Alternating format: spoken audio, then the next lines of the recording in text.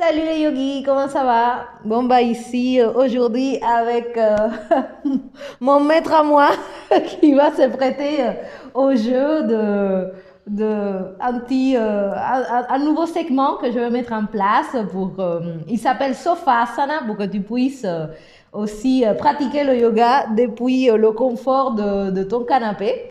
Donc n'hésitez pas à vous abonner à la chaîne, à la liker, à la partager. Merci beaucoup pour tous vos commentaires. Et on commence. Donc aujourd'hui, on a décidé avec Pascal. Dis bonjour Pascal. Bonjour tout le monde. Voilà. Donc on a décidé aujourd'hui de quelque part amener à vous notre interprétation ou notre compréhension sur les Yoga Sutras. Et bon, tu t'es dit, ok, qu'est-ce qu'elle me parle? Ça veut dire quoi? C'est quoi les Yoga Sutras? Donc pour ceux qui ne connaissent pas, les Yoga Sutras, on peut dire que c'est un peu comme la Bible. Ouais, c'est comme une carte en fait. Ce sont des repères Ok. qui nous aident à comprendre cette science du yoga, et à l'interpréter et à découvrir tout ce qu'elle a à nous proposer. Donc ils ont été écrits par Patanjali, c'est ça, non? Ouais. Donc bon, Patanjali, C'est un être un petit peu mystérieux. Ouais. On ne sait pas trop si il a vraiment existé ou pas.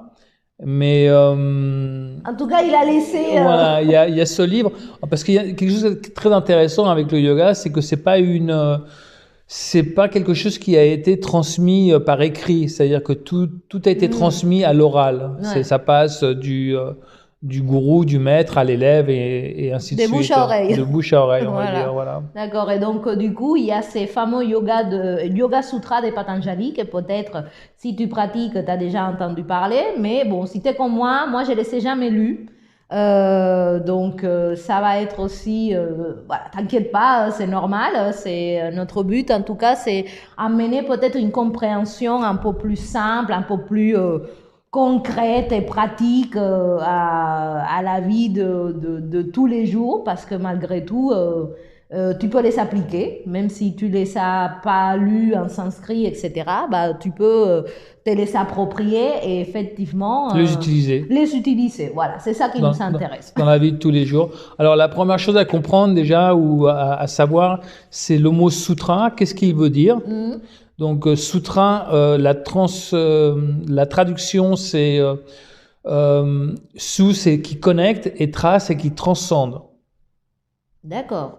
Ah oui, donc c'est un truc composé. Voilà, donc quelque part qui connecte, parce que dans l'enseignement, tout connecte, tout est relié, et en plus qui transcende parce que ça va au-delà des connaissances, on va dire des vérités universelles, quoi. Ah bah un truc que je ne savais pas. Je pensais que c'était bon, un seul mot. J'avais pas compris qu'il était composé. Du Voilà. sutra, ouais. D'accord. Donc on peut dire une vérité qui transcende une. Oui, voilà, c'est des versets. Il y en a 196 dans le livre, qui est séparé, on va dire, en 4 chapitres.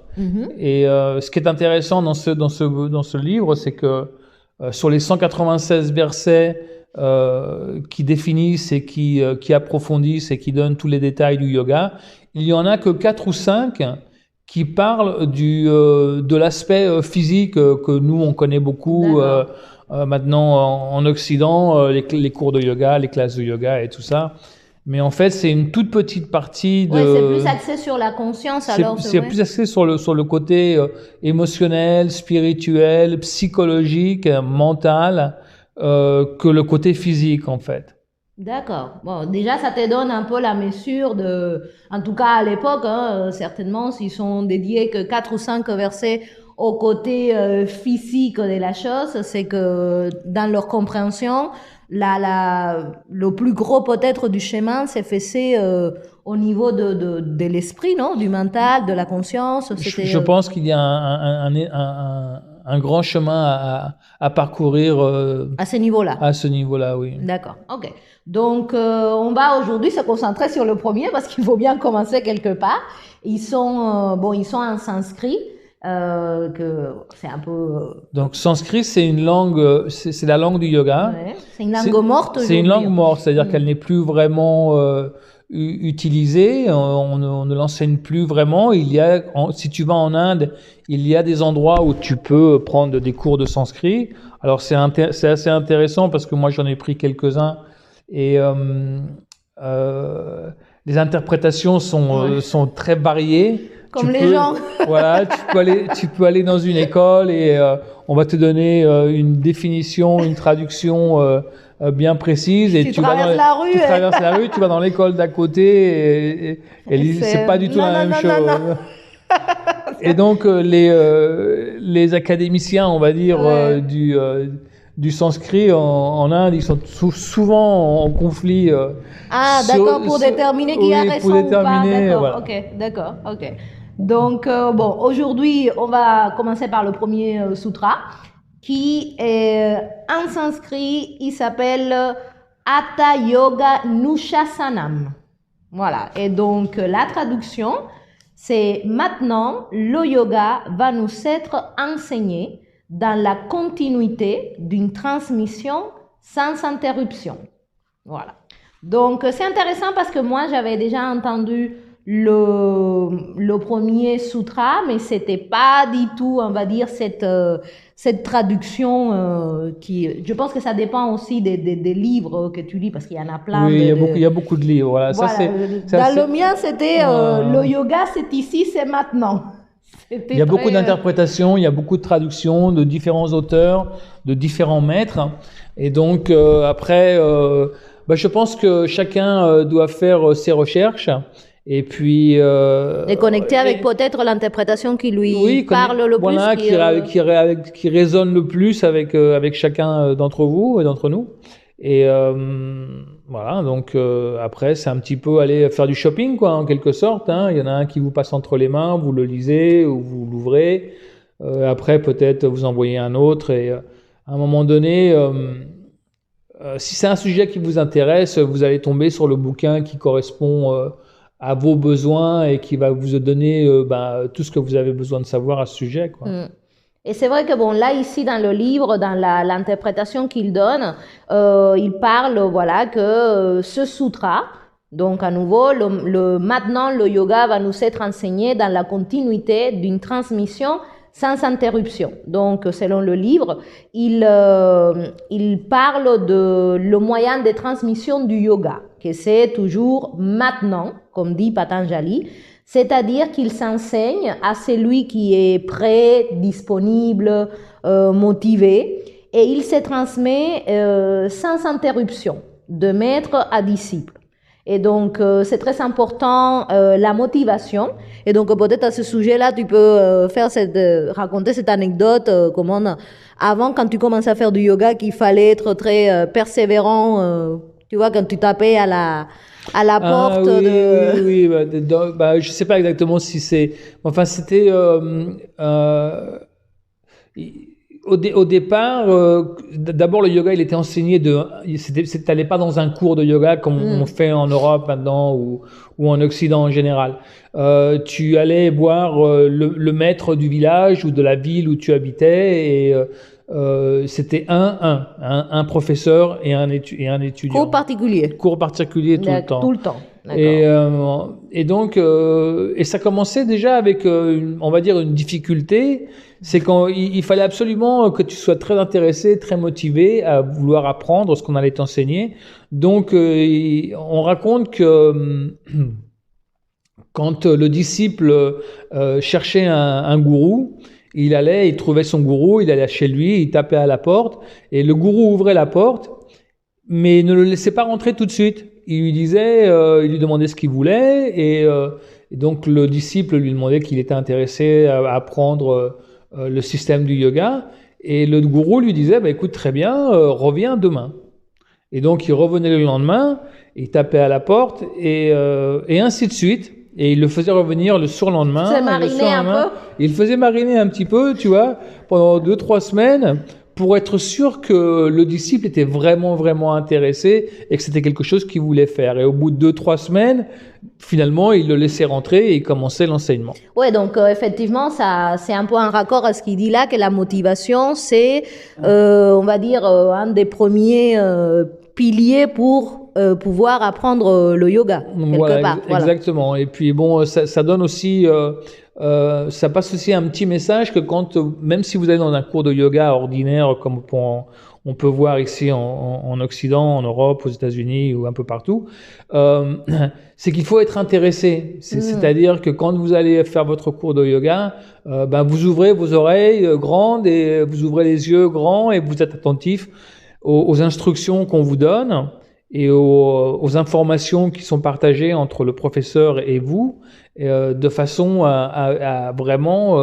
bien comprendre ce que vous faites et de pouvoir, on va dire, cultiver cet intérêt pour éventuellement en faire quelque chose de votre vie de tous les jours, quoi. Hein, Oui, parce que c'est vrai qu'il parle comment c'est important d'être prêt et disponible. Tu vois, ce sens d'ouverture d'esprit qui doit accompagner certainement quand tu vas prendre un cours de yoga, d'ouvrir ton cerveau aux informations qui vont peut-être arriver à toi, mais c'est sûr que si tu es fermé au niveau cérébral, la formation elle va pas arriver. Donc c'est important. Oui, d'avoir un peu on va dire cet esprit de débutant, parce que quand on est débutant, on a de la place pour recevoir des informations.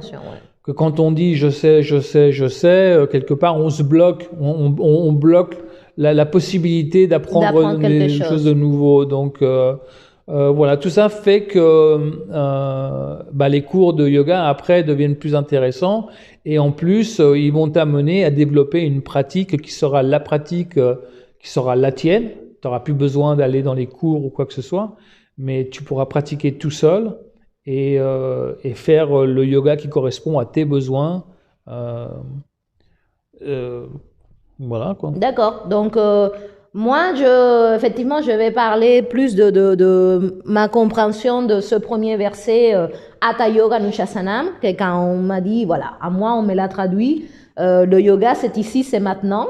Et c'est vrai que de ma compréhension, c'est quelque chose, bon déjà ça te donne le temps. Donc, il faut être dans le présent. Ouais. C'est ce qui m'a apparu, ce que j'ai cru comprendre de la traduction. Et parce que ici et maintenant, voilà, c'est right now.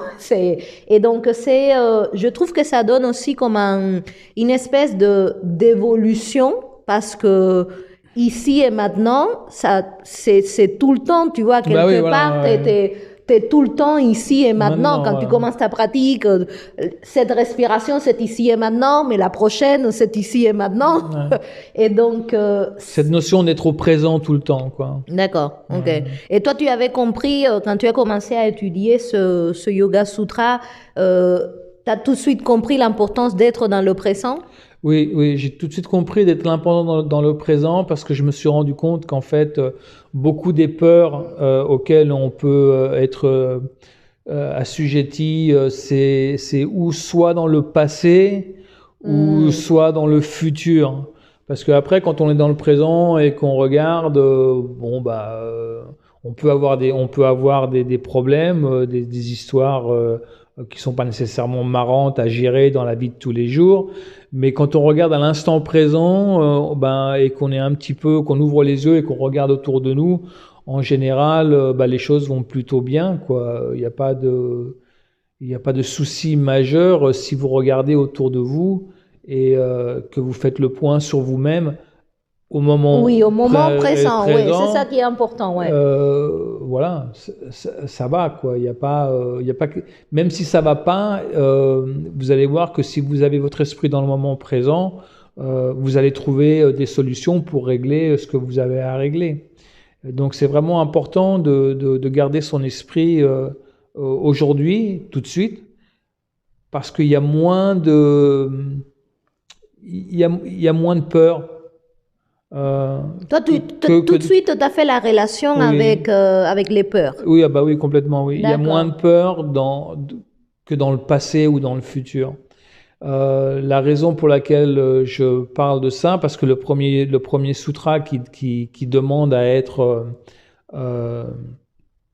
attentif à apprendre quelque chose en continuité tout le temps, c'est parce que l'ignorance est la source des peurs. D'accord. D'ailleurs, j'ai une petite histoire à vous raconter, si vous voulez. Quand j'étais gamin, je devais avoir une dizaine d'années, peut-être 10-11 ans. On vivait un petit peu à la campagne avec mes parents. On habitait en Espagne à l'époque.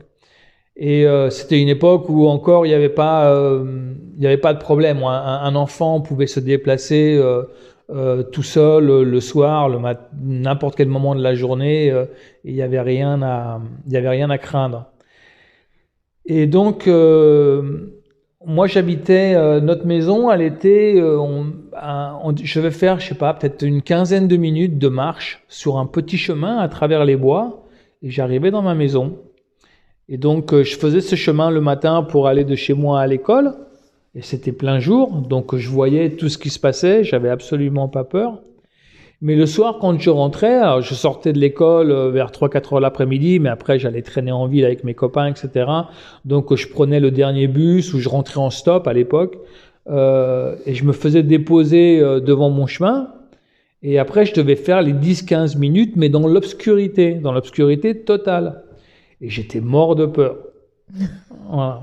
Et en fait, et c'est là qu'après, pas tout de suite, pas sur le coup quand j'étais gamin, mais après... avec le recul, je me suis rendu compte que la peur que j'expérimentais à cette époque, elle était due au fait que je ne voyais pas ce qui se passait autour de moi. Donc, je ne savais pas. Et le fait de ne pas savoir, de ne pas être maître de l'environnement autour de moi parce que je ne pouvais pas voir l'analyser, de pouvoir ce qui se passait, de pouvoir l'analyser, et ben ça me faisait peur. Bon, après, au bout de quelques semaines ou je sais pas, au bout d'un certain temps, les peurs se sont dissipées parce qu'à force de le faire, le chemin, j'ai vu qu'il y avait rien. Au pire, tout ce qui pouvait m'arriver, c'est que je trébuche parce que c'était un chemin et il faisait nuit noire quand il n'y avait pas de lune et puis je voyais que dalle, quoi. Mais sinon, voilà, c'était le fait de pas savoir ce qu'il y avait autour de moi qui amplifiait et qui créait des peurs à l'intérieur. Et après, avec le recul, je me suis rendu compte qu'en fait, voilà, c'est ça en fait, c'est l'ignorance, c'est de ne pas savoir qui crée et alimente les peurs. Et que quand tu observes, du coup, pour faire la liaison avec ça, quand tu observes le présent, tu dissous un peu cette... Quand tu observes le présent et que tu es dans cette dynamique d'être dans l'apprentissage et de vouloir apprendre continuellement, effectivement, tu commences à dissoudre les peurs, oui. D'accord, oui, parce que tu diminues l'espace des choses que tu connais pas et tu crées de l'espace pour la connaissance, et cette connaissance balaye un peu... l'ignorance qui cause la peur. Exactement. D'accord. Voilà, attention. Oui, c'est mon expérience. C'est voilà, c'est ce que moi je. D'accord. Ouais, je l'aurais pas. Moi, j'avoue que j'ai pas fait cet assemblage des choses. J'ai compris juste que c'était important d'être dans l'instant présent, mais j'ai pas relié ça à avoir peur, en fait. D'accord, ok.